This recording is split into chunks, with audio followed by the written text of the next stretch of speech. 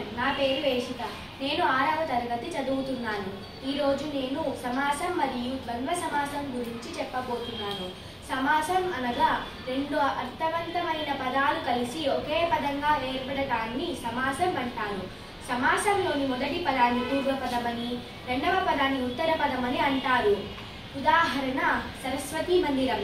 సరస్వతి మందిరం అనే పదంలో సరస్వతి అనే పదం పూర్వపదమని, మందిరం అనే పదం ఉత్తర పదమని అంటారు. ద్వంద్వ సమాసం అనగా సమాసంలోని రెండు పదాలు సమ ప్రాధాన్యం కలిగి ఉంటే అది ద్వంద్వ సమాసం. సూత్రం: ఉభయ పదార్థ ప్రధానంబు ద్వంద్వంబు. ఉదాహరణ తల్లిదండ్రులు, సూర్యచంద్రులు, కూరగాయలు, బాలబాలికలు. ధన్యవాదములు.